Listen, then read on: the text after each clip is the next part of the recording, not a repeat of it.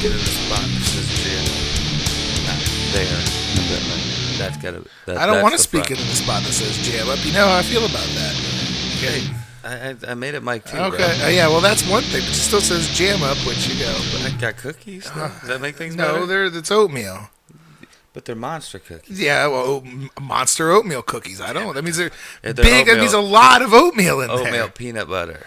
I don't like peanut butter. Oh, who the? What I'm not a peanut butter guy. Fine, no. Dude, these are all mine. Yeah, they are all yours. You got like the worst cookie. No, you know what the worst kind of cookie is? What? No bakes. Yeah, I would agree. I'm not a big fan of no bakes. Are awful, man. That oats when they're not even. If you can't dunk it. Well, and it's so grainy, like and gritty, like yeah. I don't get it. I do like the no bakes. Do you ever have the ones with like the chow mein noodles, like the little crispy like chow mein noodles? Usually it's like a caramel or like a like chow a butterscotch. Noodle? Yeah, really? Those are like a different kind of no bakes. Those aren't bad. Never had those. But the regular no bakes with the oatmeal, man, that's just gross. The no bakes to me, it's just fudge with like oatmeal in it. That's the raw oatmeal. Who wants that? It's green. Ugh. I don't want that. I mean, I like oatmeal and oatmeal cookies, but actually, I don't hate oatmeal cookies. Actually, peanut butter no bakes are all right, but you're not a fan of peanut butter, so no, not. I mean, I don't understand that. Well, here's the other thing though. I'm lactose intolerant, so peanut butter makes you thirsty for some milk, and I can't do it. I can't do it. Milk doesn't. I loved milk as a kid. Like I love cereal. Yeah. Like I said, if I could dunk it or whatever, cereal's just like eating cookies and milk a lot. I still can maybe do enough milk in a bowl of cereal, and it might be a little gassy. Yeah. Full glass of milk, though, you can't hang out with Jerrod. No, and I'm a eat cereal at night sort of guy. Yeah. So I wake up in the morning, oh, man. Yeah. Doesn't that suck? No, not good. And I tried soy milk for a while, but, like, that's what everybody says. Good, but, like, I feel like I don't know. They say soy is not good for you, especially if it's genetically modified. And then they said the almond milk is good, but almond milk is expensive as shit. It's delicious though, and it's good, but it has a weird aftertaste. You can't cook with almond milk; it makes everything taste sweet. Right? Yeah. But I can cook with regular milk because usually it ends up being boiled and all that. So that's true. Like I make like macaroni and cheese, and what's cheese? Cheese doesn't bother me. It's just the regular milk. But cheese, I like cheese too much too. Maybe it does bother me, and I just don't want to admit Yeah, that's true. Maybe everybody else knows us. We'd be like, motherfucker, just ate a bunch of cheese, like, and we just don't even care. Like we recognize, like when we drink the milk, we like, well, I'm not gonna be around people. It's bad. Yeah. I used to get a milkshake every once in a while from little ice cream shop in town, the Dairyette in East Canton. I know the name. The boys, when we play baseball, we'd take them from ice cream after they won, and like they lost like 2 games the entire year one year, so we went to a lot of ice cream. And some days it's like 80, 85 degrees out there, and you're out there coaching. I mean, we're not like actively like running, but you're out there. It's hot, and you get to the ice cream stand, you're like, you know what, man, I don't even care. Give me that milkshake. Yeah. I'll just sit on the toilet for a while tonight. It's fine. It's worth it. Those are the best days for it, man. Oh, they're great in that moment, but like an hour or two down the road, if you're still I know, outside, I pay for it. I pay for it every time, but it's okay. Oh shit! Well, what a great intro to the show. Talking about milk and poop, man. Yeah. There's nothing better to talk about. Well, they go hand in hand, I guess. With that said, this is Ohio Wrestlecast number. Oh, we did not look up what number it is. Man, it's been too long. I'm gonna guess 23. This has become a game at the beginning of every episode. I know. I think we knocked out a couple the last time we were here, so I'm guessing 23. Pull it up. Let's do some dead air where we're pulling it up on our phones. Yeah, I'm thinking. No, I had to think what app I wanted to use to look it up. Apple Podcasts, I think, probably keeps track of us the best. Oh, you're right. Let's see here. Oh, no, I don't want to play it. No, we're at 21. 21, yeah. The last one was number 20, where we talk about AEW, which, we always seem like we're talking about. Yeah, AEW and the the state of wrestling. That's right. So we're at 21. 21. We're legal. Enough to drink, sir. Enough to drink. It is. Last episode, I got a Gatorade in front of me, but that's okay. Yeah. Oh no, I got a pop. So we're staying straight edge on our 21st. We are. Yeah. Maybe the 22nd will be back. 22nd, we're grown up and we're ready to go. But we introduced we debuted the T-shirt, which neither one of us are wearing. I actually am. I got it underneath, but it's cold out. Gotcha. I'm rocking the OWC. That's actually the fucked up one too. Yeah, I actually turned the chair into the. Yeah, that's pretty slick looking. Yeah. I like that. No, I am wearing it, but yeah, man, it's one of the coldest days we've had in a while. So I'm doing the hoodie deal today. After some very warm ones that I enjoyed very much. So. Yeah, the OWC shirt. I've worn it to work. I've worn it to shows. It's getting some looks. Yeah, so yeah, man, it's a. No, anytime I actually do go out, I put on like an OWC shirt or a Jam Up shirt or something. We put the Jam Up shirt on, and everyone's everybody's going to wonder where it's at. You guys have been on a longer hiatus than us. I know. I see it. I'm one of two. Well, I'm always here. Well, the holidays are the holidays, man. It's a busy time for everybody. Busy, stressful time. Busy in the wrestling world too. Like, I mean, there is some shows that run close to Christmas. I think it's kind of foolish. You figure, families are a little more cash strapped. Families are busy. Hell, a lot of the wrestlers are busy. I mean, there was a show that was on, whatever day of the week it was, 13th or 14th was a Saturday, and I had the family Christmas party. I'm like, man, I ain't going to be able to make that. Yeah. So, Christmas time, it kind of slows down in the wrestling world, slows down the podcast world. People have shit to do. For sure. Oh, yeah. A bunch of the podcasts I listened to weren't on for a few weeks. Break. Yeah. Like, they didn't come on until, like, the following year. You know what I mean? Yeah. So. But we are here now. Took us a couple months, but we are here now with plenty to talk about. Yep. Yeah, why don't you explain what this episode is going to be all about? Well, this one we're going to do our very first guest caller, and this is actually our very first guest that's in the wrestling business as well. We're going to have a longtime friend of mine, Jeff Traxler, who is the owner and promoter of Mega Championship Wrestling. As soon as we wrap up here, I'm going to get him on the horn, and he has a really important event that he wants to promote. But then while we have him, we're going to talk shop with him for a little while. You figure you got a guy who's been in the business for 22 years now. A lot to talk about. And, yeah.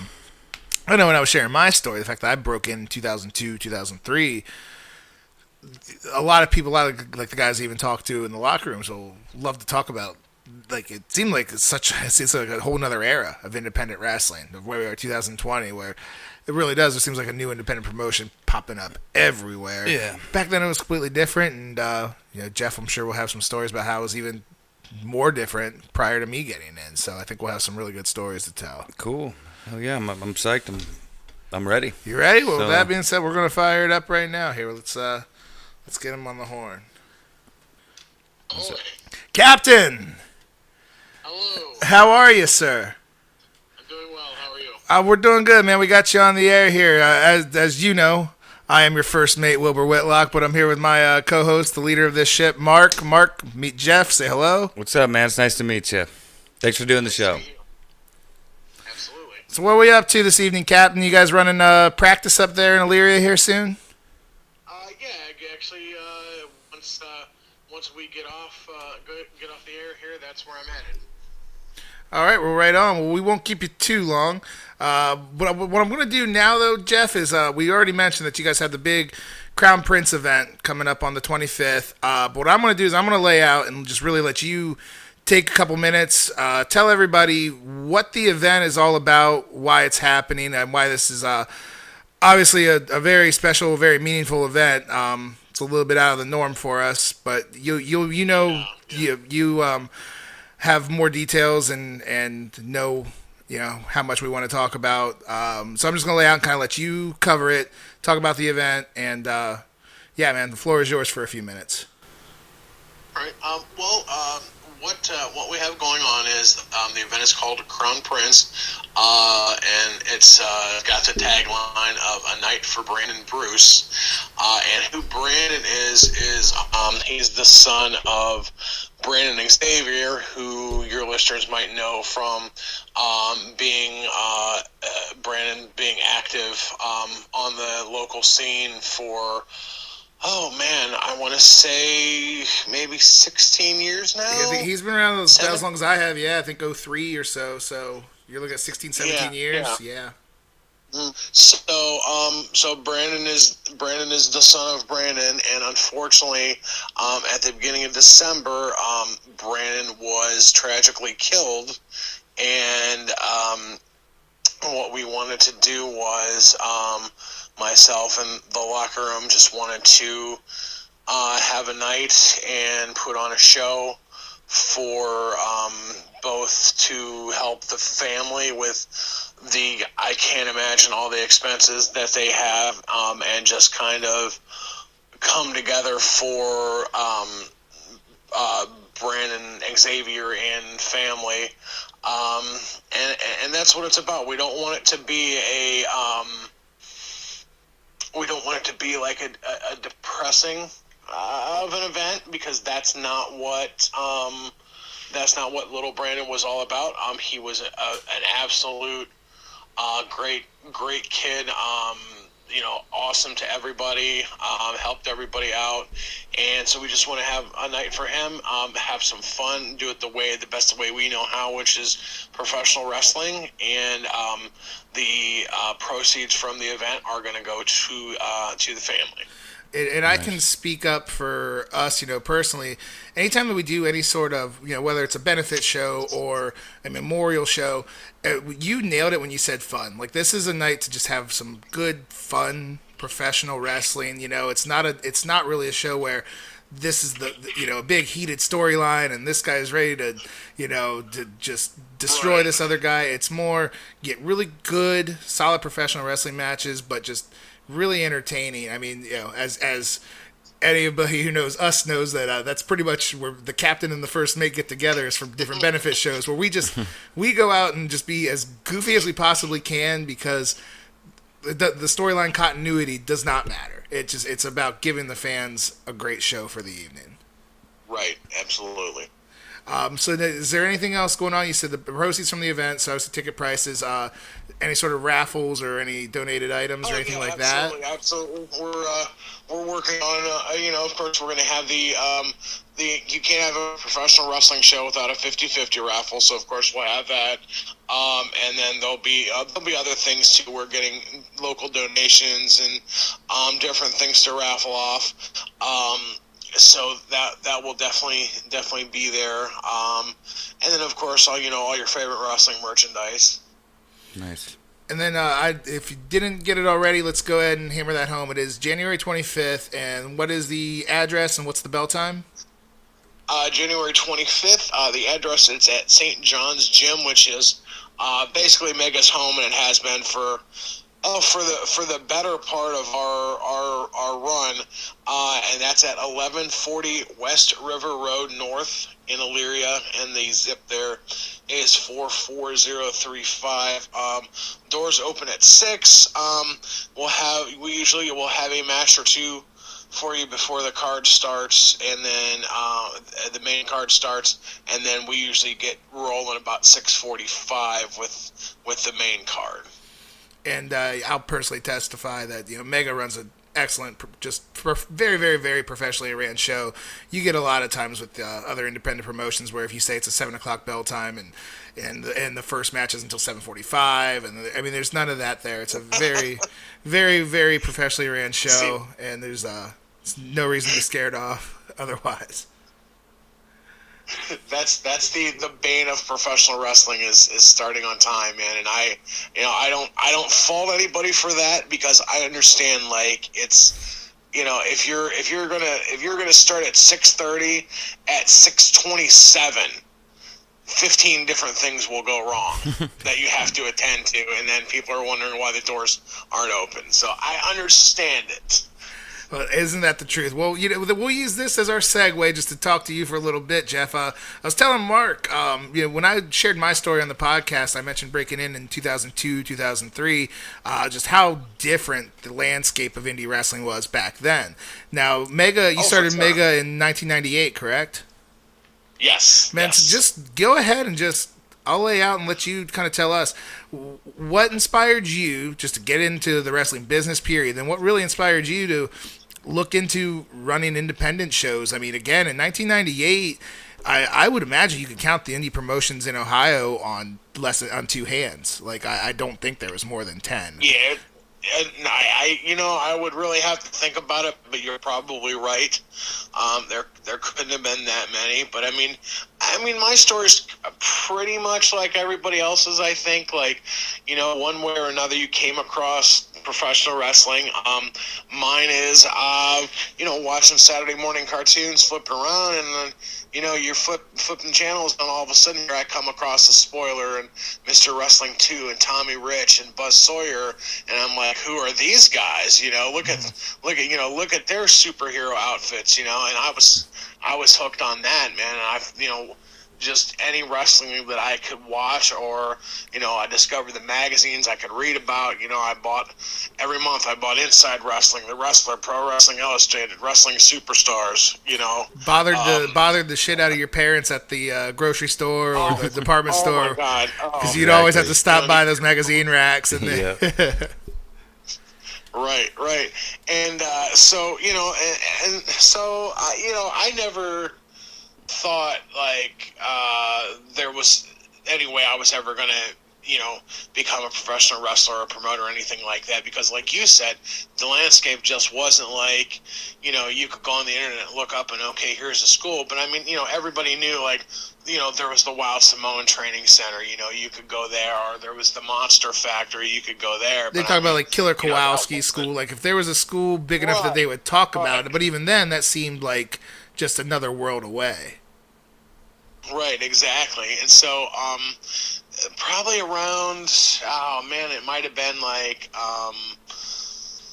89, 90, I discovered that there were such thing as independent wrestling promotions.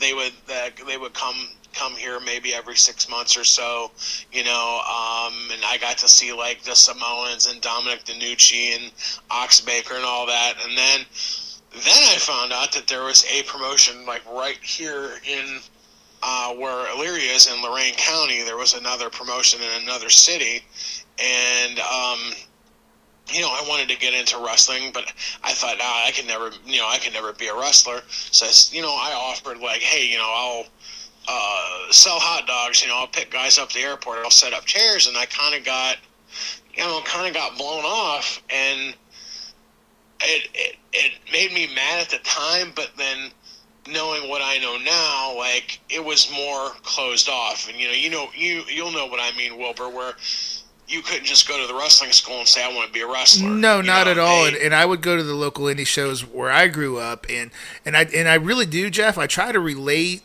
as I'm performing in front of kids. I try to relate, to what I was when I was a kid. That these guys in the ring, they don't know that I'm just a Joe Schmo that's working the 40 hours trying to get by, and but to them in there, I'm a professional wrestler. They don't see it in that light.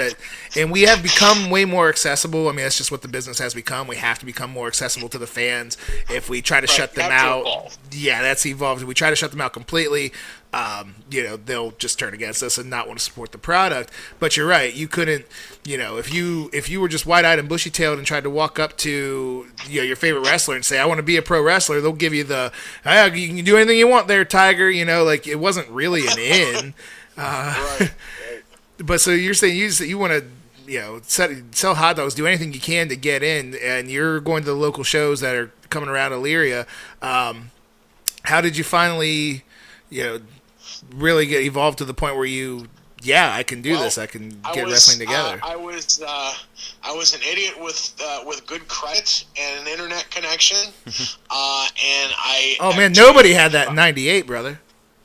Right, right. So I found, I met people in the wrestling business online that were willing to help, and I managed to use my credit cards to. They would have loved you.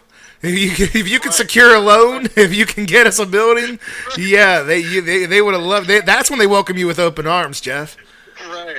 He's got a credit card, and he doesn't know what he's doing. But and I'll admit, man, it was probably the totally wrong way to do it. But luckily, the people that I decided to trust with this took care of me. Yeah. So the first show that I ever ran ended up drawing about 31 people. Okay. Now this is '98. This is the Attitude Era. Monday Night Wars wrestling literally had never been hotter.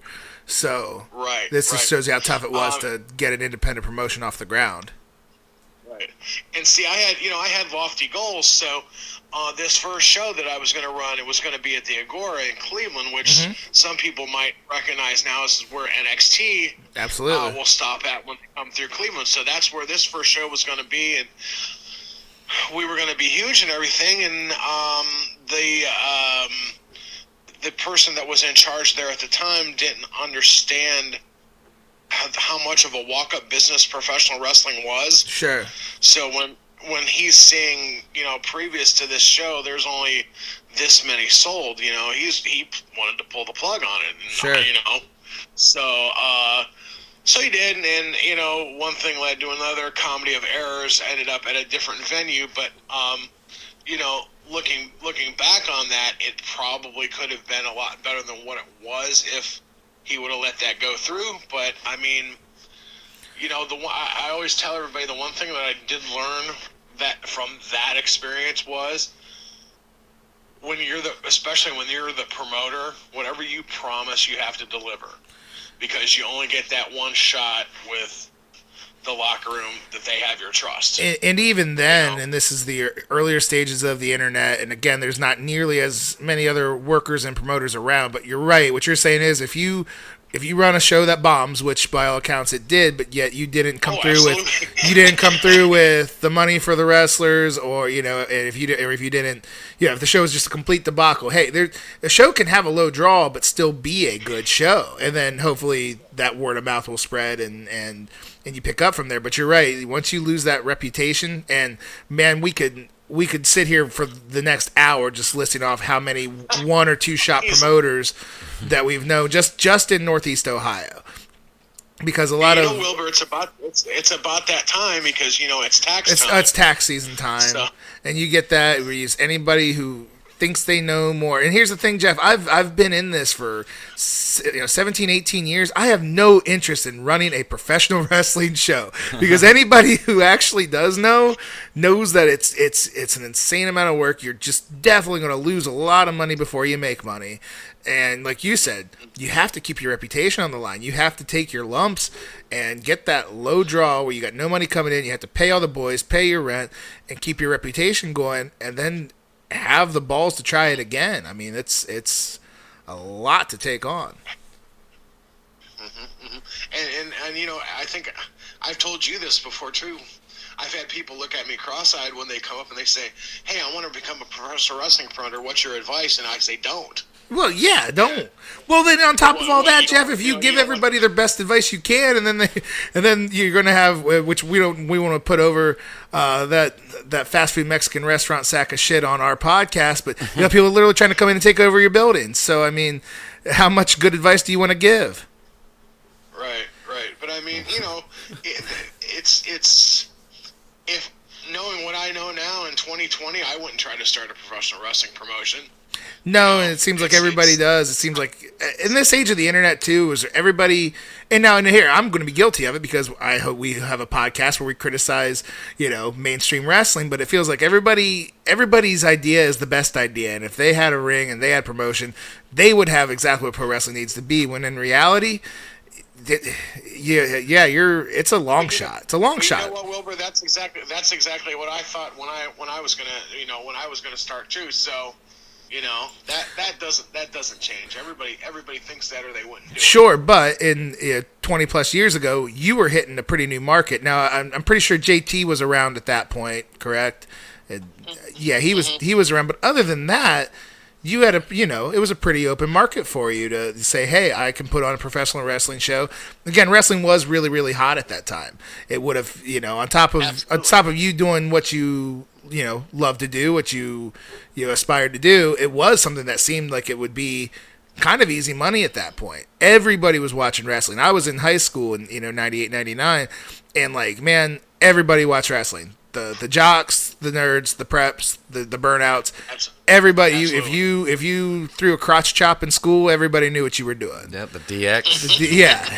So I mean, seemingly it would be a lucrative business. Just a couple questions on getting started. So, how did you develop a talent roster right off the rip? Again, this is way back in the day where it's not.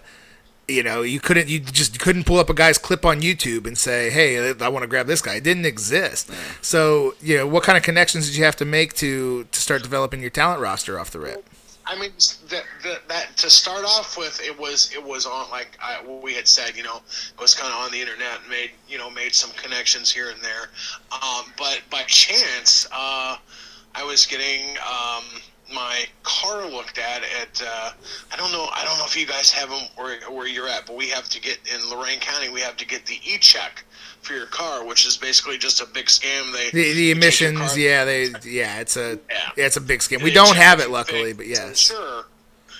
So I'm going there, and one of the guys that was working there noticed, I had some kind of wrestling-related something I was wearing that day, and he started asking me a few questions about wrestling, and then he said, "Oh, I have a ring set up in Lorain." Well, of course, that was, music to my ears. Where's this at, and how soon can I come there? And basically, I got there, and it was literally like... shack would be too nice of a word, but it had a ring in it. And I said, "Oh, well, who are the students?" No, he had one student at the time, and that was someone you know very well, and that would be Killer Chris Cole.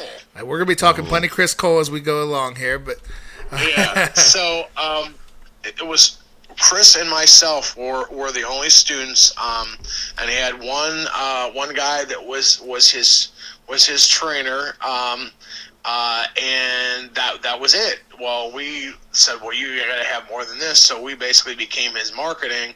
Got a few more students together, and that's where your your Gabe Knight and your Spence Slater and your Mad Dog Manson, that were kind of like some of the stalwarts of Mega came from. And that's actually how I learned about Mega. I trained with Shasta, and we're running our shows at BB McLean's, and I seen Chris Cole wearing an MCW shirt, but it wasn't our MCW shirt. And again, and this is 2002, so now everybody has the internet. You're probably even out of dial-up at that point, but it wasn't, again, the Google search, it wasn't that easy. As I mentioned, you just didn't go on there and Google wrestling schools near me. You can do that now, but you couldn't do that then. And so, I had never heard of Mega, but I didn't know that Kevin's MCW was running, and that was in my home county. So Cole was wearing an MCW shirt, and I just talked to him, and again, Spence and Arrow and Gabe Knight and those guys were all down there. 8-Pac was down there. And so I start talking, and the idea that there was more independent wrestling just blew my mind, because I knew Cleveland All Pro and I knew HWA, and honestly, those were the only independent promotions that I'd even heard of in Ohio at that point. So then we started talking about, Cole would talk about Mega and some of those guys and everything, and that's how I learned about your product at that point. But even then in 2002, there was probably more than 10, but probably not 20 independent promotions in Ohio. It's just it's amazing how quickly, for better or for worse, that independent wrestling exploded. Right, it just sprouts up everywhere now. Well, we got some questions from some friends, but I'll leave it to you now. Before we do that, let's talk. We talked a lot about starting up. Let's talk about the current product. I know we talked about Charles Brandon X. He took over booking the show for you a few years back, and also took over the school. And I got to tell you, man, every single one of your students that I've met and had a worthwhile conversation with, great kids with a lot of humility and a lot of potential. So I can't put over the job that Charles has done up at the school. So we'll talk a little bit more about your current product and the last couple of years and the direction that you've taken Mega. Yeah, absolutely. I have to tell you, that's honestly the hardest but best decision I ever made, was to say, okay, here, you take care of this, because when you're a promoter, you take care of everything from booking the building, buying the concessions, putting the card together. Which you've been fortunate to have a good home base, but you guys run the the baseball the Rock and Wrestling show in North Ridgeville. You guys run the Kalahari show every year, so you guys do a lot of cool stuff otherwise. So it's fortunate to have a nice home building, but you guys, you're still putting in the miles, finding other places. Absolutely, and when he came to me and he said, "Let me do this," Like, I didn't say right away yes. Like, I really had to think about it because, for all intents and purposes, Mega's my baby. Sure. And I'm like, I don't know. And I finally said, you know what? All right, let's do this. And honestly, it's the best decision I ever made because his booking philosophy to me is, do you trust me? Yeah. And I'll say yes, and he'll say okay, and I'll say, what are you going to do? And he'll say, you'll see.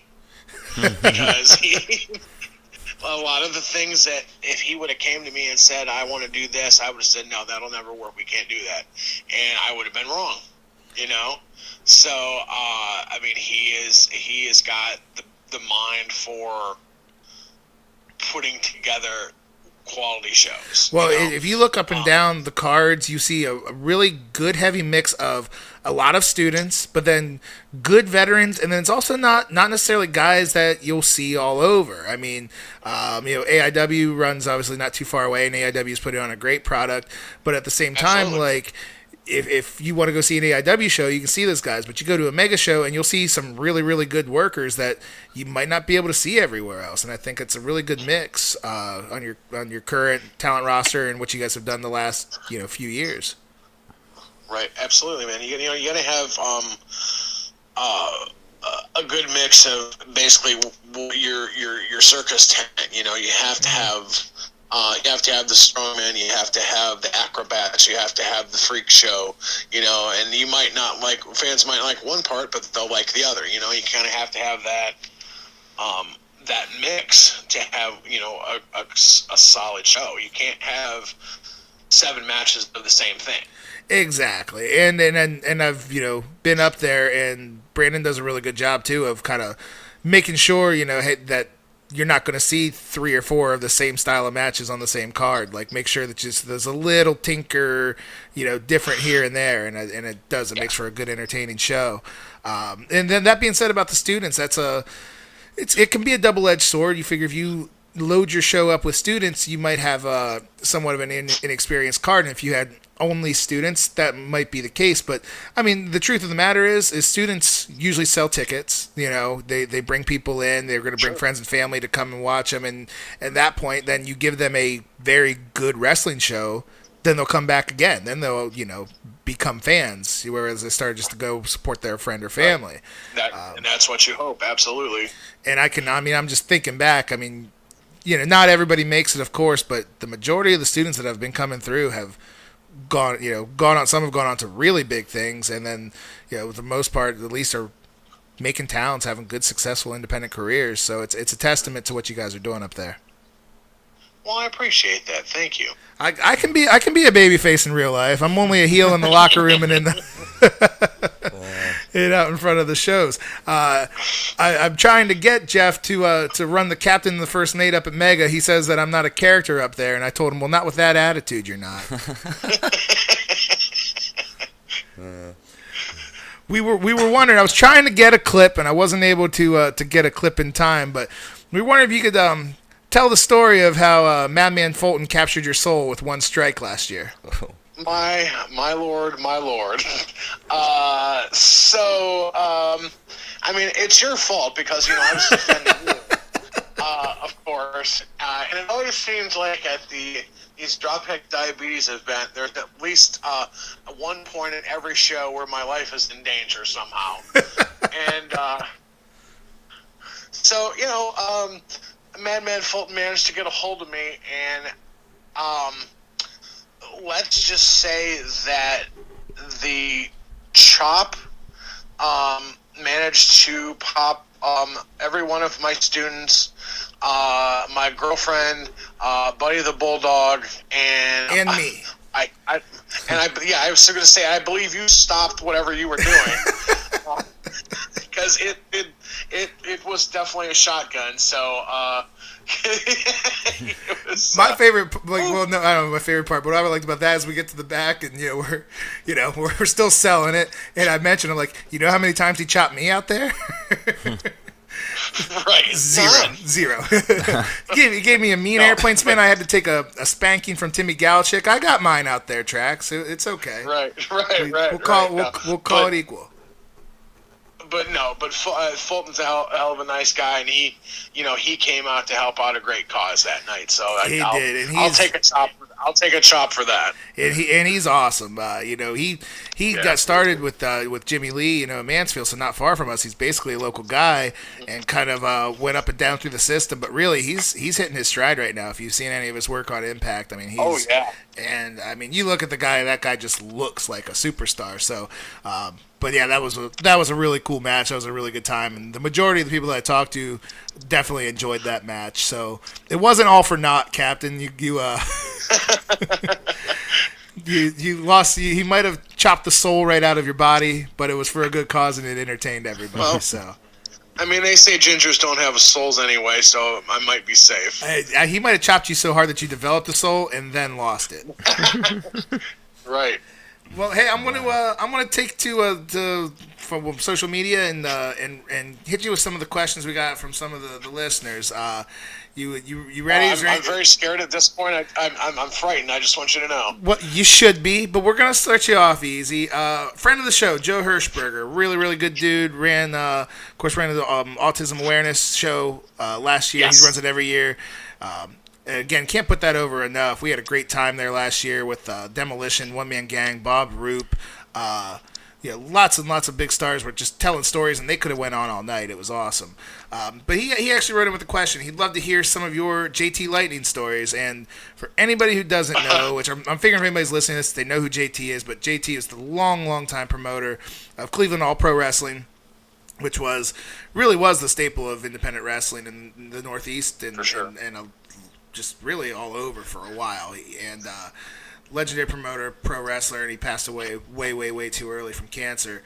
But he'd love to hear some of your JT stories, anything that you can share, and then some other promotions too. Well, we'll go ahead and hit me with JT stories first, and then we'll hit you with the second part of the two. Yeah, there's so many stories that I could go with. First of all, there's a ton. Well, I have to admit, I was gonna say, hit me with a funny story, and then hit me with how JT was about to kill somebody's story. And there's plenty of both. Okay. Okay. Well, let's do the funny story. All right. So, JT would a lot of times he would use mega students on his show, to give them a chance in the ring, and I don't even remember where we were, and it wasn't a Cleveland All Pro, and it wasn't a mega show, but we were at another show, and I was doing the music, so I was kind of behind the curtain peeking out, and JT's out doing his match, and Arm Anderson is refereeing. Yeah. And for those of you that don't know, I couldn't tell. Arm Anderson. I was gonna say, Arm. And he was refereeing this match, and for those that don't know, Arm has mild cerebral palsy, and but a damn good referee. So he's out there, and they're doing their thing, and JT goes down for a pin, and as Arm comes around to count the pin, one of his shoes flies off, and as he goes to, as if that wasn't bad enough, as he goes down for the count, he manages to hook his finger on the arm of his glasses and pull his own glasses off. So JT gets the 2 count, looks up to yell at the ref, and the ref is putting his shoe on, looking for his glasses. And it couldn't be with anybody, like with any of us. Like, I'd be out there making a joke of some sort. Like, it's a crazy situation, but with JT, I can only imagine where the story's going to go. So he stops and looks at the ref, looks back to the curtain, and yells, "Traxler, what are you doing to me? This guy's out here falling apart." And everybody just loses it. And of course, dude can't get his shoe back on right. He can't get his glasses back on right. And it's just... And you got to feel bad for Arm, because if anybody even mildly knows JT, intense would probably be like the first word you would use to describe JT. Sure. Sure. And he was absolutely an amazing guy, but he was intense. He had a temper, and so you would, poor Arm is probably out there shitting his pants on what JT is going to say or do to him. Right. So he's arms out there falling apart. I just talked to him yesterday for the first time in a while, so that's probably why that story's on my mind. But I gotcha. So a story where JT was going to murder someone. Again, those are pick pretty your much, favorite. Yeah. Right. I'm gonna pick a favorite. We're leaving a Cleveland All Pro show. So we're in Turner's Hall, which used to be where Cleveland All Pro ran shows forever and ever. It's me and Sean Blaze and Mikey Lightning, JT's son, are kind of standing up bullshitting, and we're the last ones left. And from behind the curtain, we just hear like a crash, like something getting thrown. Now the show's over. Everything seems like it's done, gone smooth. Everything's good. Everyone is gone. Yeah, everyone is gone except for the three of us talking, and we hear crash, boom, bang, and I don't know what your language parameters are on this show. It's E for explicit. Anything goes, pal. So we hear motherfucker, and we're like, uh-oh, and here JT is like, what the fuck, are you trying to fuck me? And we're just kind of like, uh-oh. And Mike's like, I'm gonna go check on my dad. So he runs up the ramp, sticks his head through the curtain for 2 seconds, turns back around, and he's like, come here, I need help. And we're thinking, oh, what the hell? So we come running up and peek our heads through the curtain, and JT has the guy who has been doing his video editing up against the wall by the throat, and his feet are not touching the ground. Oh. And he's yelling, motherfucker, don't you ever try to fuck me, I'll kill you. And we're just kind of like, JT, maybe you should put him down. Fuck him. I'm going to kill him. Like, he's in the air by the throat. I mean, he is in danger, like real life danger. Right. Like, maybe you shouldn't do that. And eventually he puts this guy down, but apparently the story was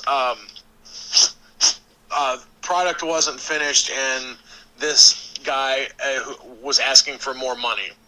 Okay. And he caught JT at the wrong time. Wow. Were you backstage the night that he almost killed, we call him lovingly Pregnant David Young? I was. You were backstage for that story? Give your side. Let me take that back. I wasn't backstage. I was at the entry table. I was doing JT's door gate that night. But I was sitting next to his wife. Oh, even because better. His wife didn't know anyone, so his wife was posted up next to me. Yeah.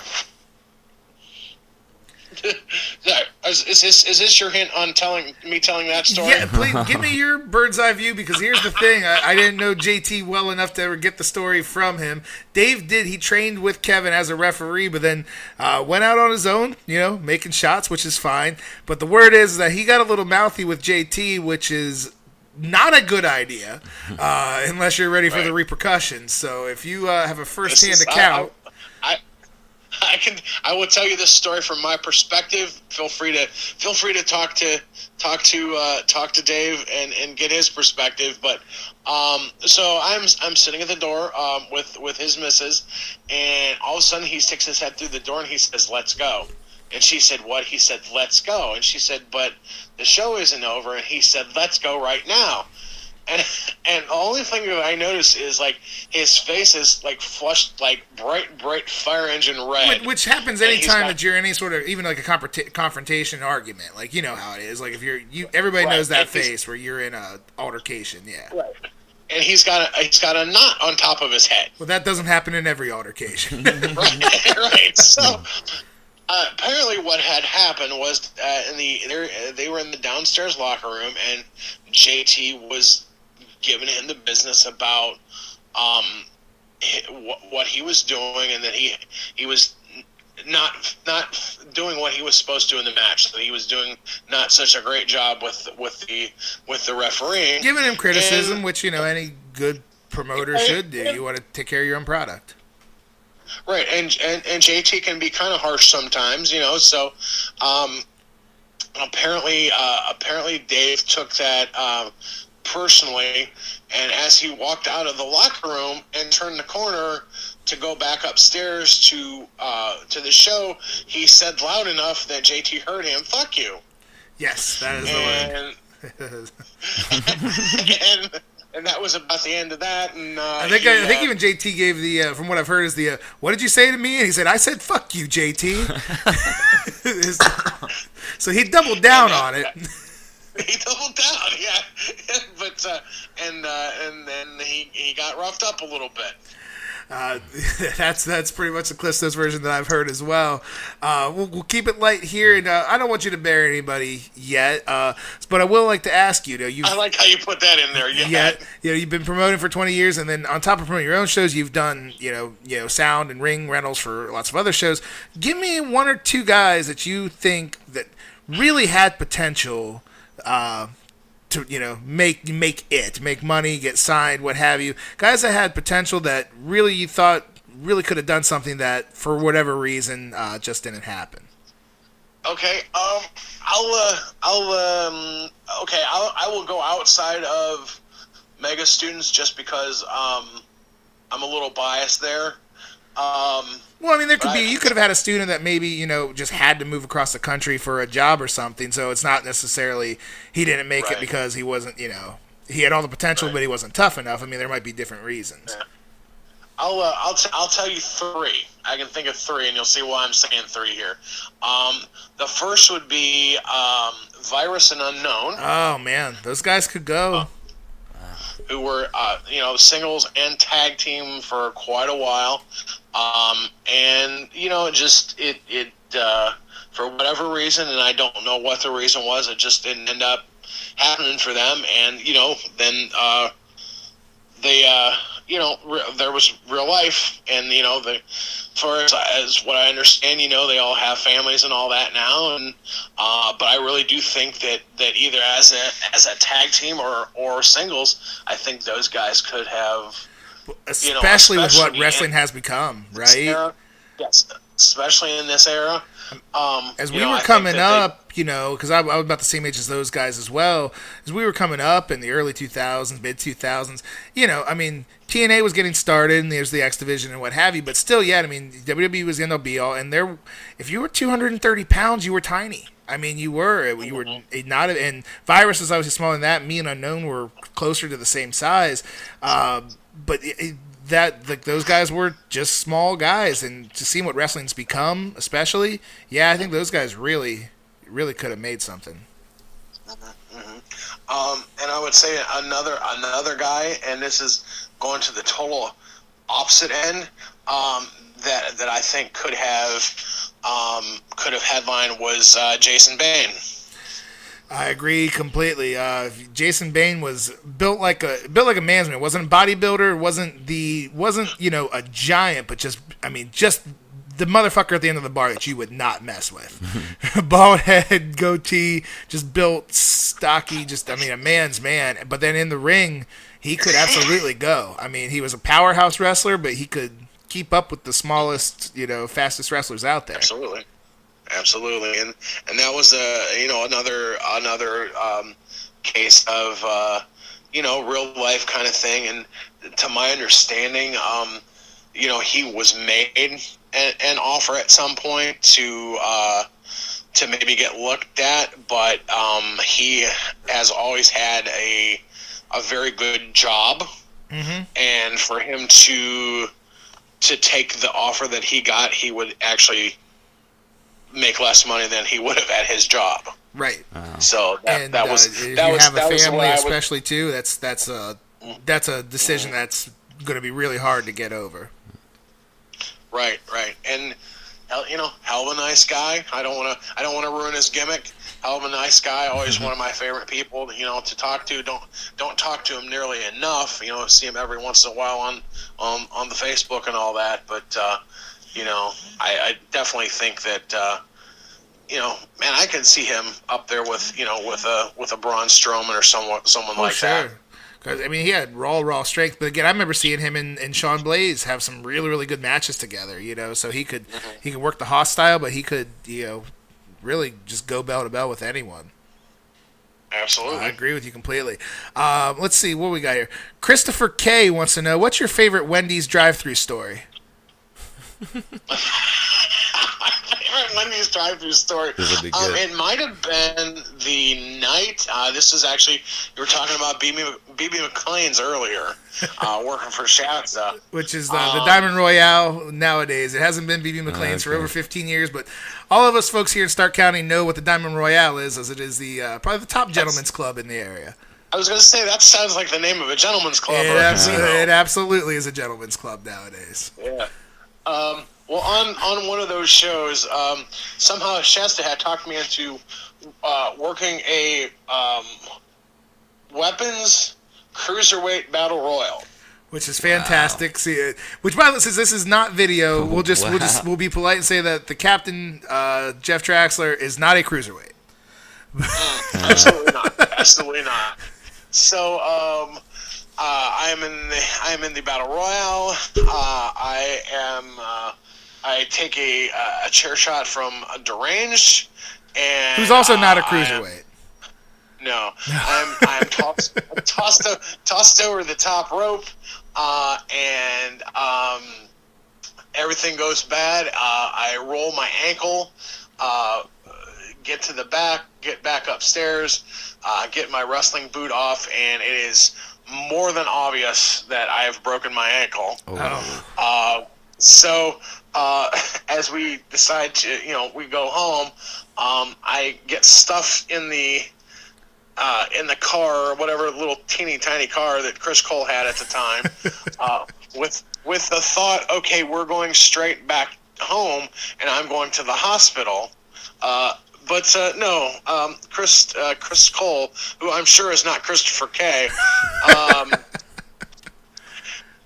decides that it's more important to go through the Wendy's drive-thru on the way home than to get his friend with the broken leg to the hospital. It'll only take a minute. I believe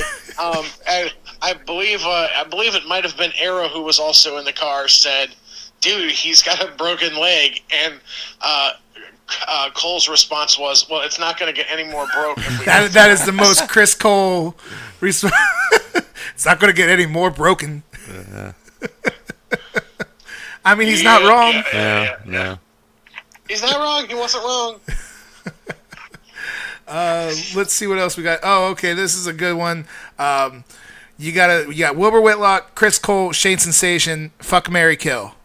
Oh, this is a good one. We pretty much know what it's going to be, though. I'm going to say kill Cole, marry Wilbur, F Shane. Yeah, that was 100% it. Shane's the prettiest. You want to kill Cole anyways, and me and you get along pretty good. So I know you're domesticated, and you have beautiful children that I know you have to cook for. So I'm domesticated. Yeah, he can cook. Well, Chris Cole can cook too, but no, you want to kill Cole. And then you don't want to marry Shane because Shane does all that vegan bullshit, which, it's healthy. And then you'd have to deal with Shane every day. Like, it'd be a lot. So. I'd marry you alone for your tacos, man. You marry for my pulled pork tacos? Yeah. Yeah, I'm marriage material on pulled pork tacos alone. We absolutely 100% guessed that one, Trax. Like, we were pretty certain that was the way that was going to go. That was kind of a softball. Yeah. Derek D wants to know why you love him. Good question. I mean, it changes all the time. Mostly because he was so happy to get cotton candy Saturday night. Is there a backstory to that? I mean, I know. I mean, it's not. I love Derek to death, but I could understand. There's got to be a story here. There was a new promotion like we were talking about that ran their first show this past Saturday night, and so there were a good dose of Mega kids and AIW kids on this show. So all the wrestling dads kind of showed up to watch their kids, and Derek may or may not have been imbibing a little bit, but he went to the concession stand and came back, and he has got like the biggest tower of cotton candy I've ever seen in my life. I can just picture that. And he had to make sure that I saw it and tell me, you should sell this at your concession stand. He's an entrepreneur, that Derek Direction. I don't want to keep it too much longer, Traxler, so one more question. Friend of the show, CM Punk wants to know, when am I getting my fucking $50? Love it. There it is. He doesn't have an answer for him. See, Traxler's so cheap, he still won't pay CM Punk the $50. Nope. Well, I'll tell you what, ending with that, I mean, legitimately, like, CM Punk worked some mega shots back in the day. That's, when they were coming up back in those early 2000s, as we mentioned, there wasn't an indie show on every corner. So to make their name, those guys, Punk and Cabana and all those guys came through, did mega, did Cleveland All-Pro, of course. Any other notable names that you have some, good or bad stories coming through the mega doors? I mean, I have to say, like, I've been pretty fortunate of people that you would consider name value that have come through. I've been pretty fortunate. I can only think of maybe one or two bad experices. Did you book Buddy Landell on any of your shows? I did, but I'll say this: even though he was going to shoot me, it was a good experience. Not shoot on you, literally shoot you, which is Maybe I should tell this story. I don't see what's a better way to close out our segment than the good nature boy Buddy Landell about to shoot Traxler story. Yeah, I would love to close it with the Buddy Landell story. So, basically, and this involves JT as well. So, JT calls me up and he says, "Hey man, I got Buddy Landell coming in. He wants to do a seminar." I said, "I think that would be fantastic." He said, "Okay, do you want to do it at your place?" "Okay, we'll do it at the mega school. We'll do that on Thursday." JT's show was Friday. My show was Saturday. So we're going to book Buddy. He's going to come in. He's going to do the seminar. He's going to do JT's show. He's going to do my show. And so everybody's happy. Whatever time the seminar was scheduled for, Buddy was late. Okay. Buddy was very late. So by the time Buddy showed up, there was probably, I want to say maybe 6 students left. Mm-hmm. As opposed to when it started, there was probably 13 or 14. So he does the seminar, blah blah blah. He gets, he gets the money from that. Buddy asks, where's the rest of my money? I said, "Well, what do you mean the rest of your money?" He's like, "Well, for your show." I said, "Well, I'll pay you on Saturday." Right. Well, he kind of grumbled about that. Saturday we go to Friday we go to JT's show. JT says, "Hey, just so you know, Buddy's gonna ask you about the money again." And I was like, I told him I would pay him at my show. And he goes, "That's what I told him. And I told him you were good for it, And I said, "Okay, well, Buddy must have asked me 2 or 3 times at that show about his money."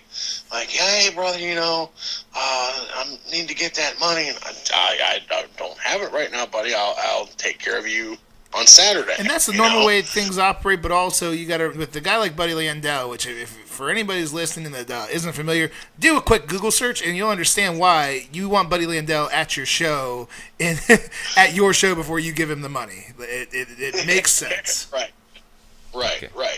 And let me add to this too. The seminar that he actually did was great. He worked his ass off on JT's show. He worked his ass off on my show. But of course, as soon as he got there, he was asking for his money. But I'll have one when the show's over, buddy. I'll pay everybody at the same time. So, as soon as the show ended, the bell rang. I said, "Okay, I'm paying Buddy first." Yeah, he's asked you once or twice. He's asked me at least once or twice. I go out to where he was sitting, and he was sitting at the merch table with. I know it was Chandler Biggins. It might have been John Thorne too, but he was sitting at the merch table. I go and I was like, "Hey, where's Buddy?" "Oh, he's looking for you." He went into the kitchen. So okay, so I go to the kitchen. Did Buddy come through here? No. Okay. Well, he was, but he went outside. Okay, so then I go outside, and whoever was standing out there, I was like, is Buddy out here? Yeah, he came out here. He was looking for him. I'm like, I know. Where'd he go? I don't know. He went back inside. So I go back inside. I go over to the gimmick table again. Did Buddy come back here? No. Okay, but he was here, and he was looking for you. Go to the locker room. Is Buddy back here? No, but he just came through here looking for you. And I'm like, okay, this is getting ridiculous. Yeah. I go back to the kitchen. Was Buddy in here again? Yeah, he just came through here. And I said, okay, I'm not moving. I'm staying here until he finds me. And about 5 seconds later, here comes Buddy. Hey, man. I was like, hey, Buddy, here you go. Here, thanks. Thanks. I really appreciate it.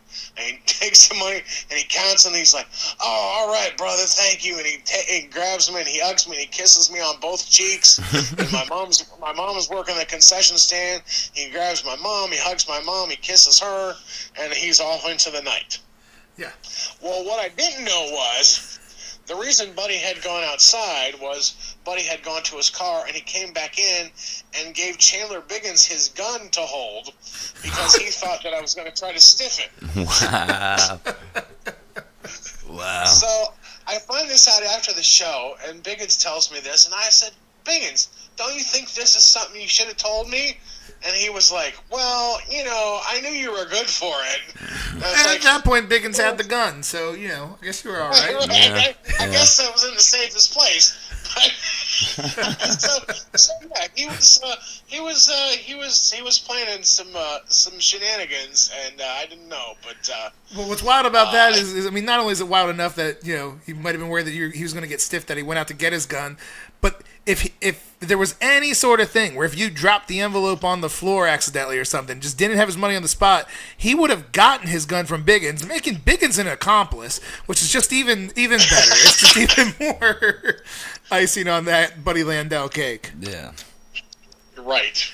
But yeah, but despite that incident, he was a super cool guy. Oh, that's awesome, Trax. Well, man, thanks so much for calling in and providing us with some awesome stories. And again, anybody at all who's in that area, go support the Crown Prince show on the 25th.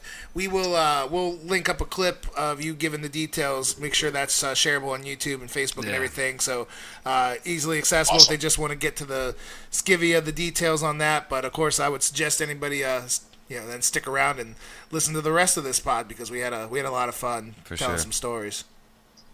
Right, I appreciate you guys having me. All right, Captain. Well, if I don't see you until then, I'll be seeing you around July for Dropkick Diabetes. We got to figure out what way we can make an ass out of ourselves then. All right, who's going to beat me about the head and shoulder area this time? Exactly. Hey, when you have a skill, which, by the way, this last year we got beat by Madman Fulton. We got beat by Ricky Morton. We got beat by a 9-year-old child.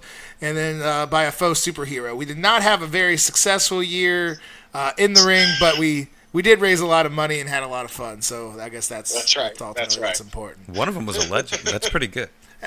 Well, yeah, the 9-year-old child, he is a legend. He has a mean Meteora off of Madman Fulton's shoulders. I can testify to that. Yeah. Captain, again, thanks so much, brother. I'll let you go get the training. Best of luck to you guys on the 25th and going forward, man. Take care of yourself. All right, take care, guys. See you, bud. Well, that was fun.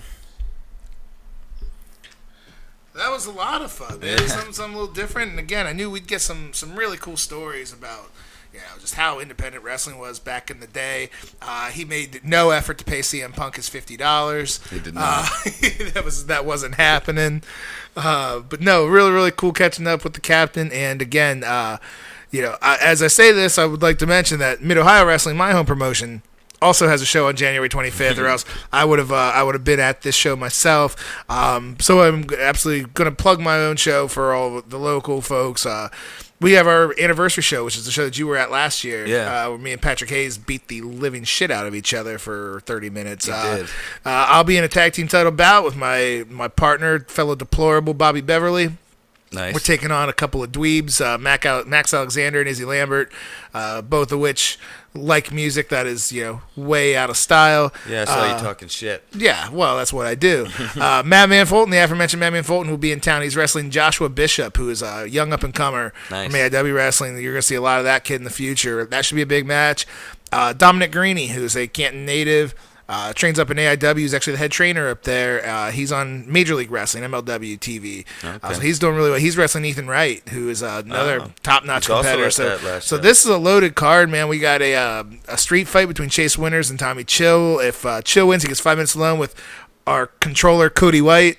And if you remember Tommy Chill, he's about a 350-pound monster. So if he gets that win, Cody might be in a lot of trouble. Big multi-man scramble. Man, loaded. And the main event, I'll get yelled at if I forget this. Patrick Hayes is taking on Alex Matthews for the Mid-Ohio Heavyweight Championship. Oh. So really it's a loaded card. So folks, anybody here in our Stark County area, man, I really hope to see you out in Massillon for the anniversary show. If you are north Cleveland, the Elyria area, definitely go check out the Crown Prince show for Mega Championship Wrestling and our friend Jeff Traxler. You really can't go wrong. You're going to see a great independent show either way. Is there a spot they can get any info they may need about it? You can follow Mid-Ohio Wrestling on Facebook. That's the main source. Again, I think we got a website that's a little bit too out of date. I think just your I call it a brick and mortar website. That's, yeah. They're kind of out of fashion now with all sorts of social media. But there's a full match card, poster, all sorts of information at Mid-Ohio Wrestling, and then you can also follow Mega Championship Wrestling. No matter what, follow both of those groups on Facebook just to get your information. You can't go wrong. Gotcha. Well, cool. Man, with that, I think, I know we want to talk Royal Rumble. But I think we got a lot of meat on that bone. Yeah. And I think that's got to be episode 22. What do you say? No, I agree. This is. Well, we're over an hour at this point, so yeah. I think we delivered. A really good show talking to our friend Jeff Traxler. Yeah, he had some good stories. He had some really good stories, and I think we can probably wrap this one up. Exhale, and let's talk Royal Rumble. Yeah. I guess with that said, this was episode number 21, legally, and we're legal, Daddy-O. You always take care of the housekeeping at the beginning, right? So we don't need to do the like, share, subscribe, or should we tell them to like, share, subscribe? Well, I didn't do the housekeeping at the beginning, so yes, like, share, I thought you had subscribe. the recording at the beginning. Oh no, I guess I could do one if you want me to. You could do that, but you know what? We're good at this too. Yeah, we are. Like, share, subscribe. Facebook.com/Ohio Wrestlecast. If you got us on T-shirts available. Teespring.com/OWC. If you got us on those Apple Podcasts, we'd love a good review. Yep. Good review, 5 stars if you think we've earned it. Man. Stitcher Radio, iHeartRadio, I think Spotify, we're on there. Anything you can do to click that subscribe button really helps us out, really helps us get noticed. For sure. And we appreciate all the views on YouTube. And yeah, we're going to come through here with some Royal Rumble talk and hopefully keep you guys posted with some great wrestling content. Exactly. That said, until next time. Bye, Internet.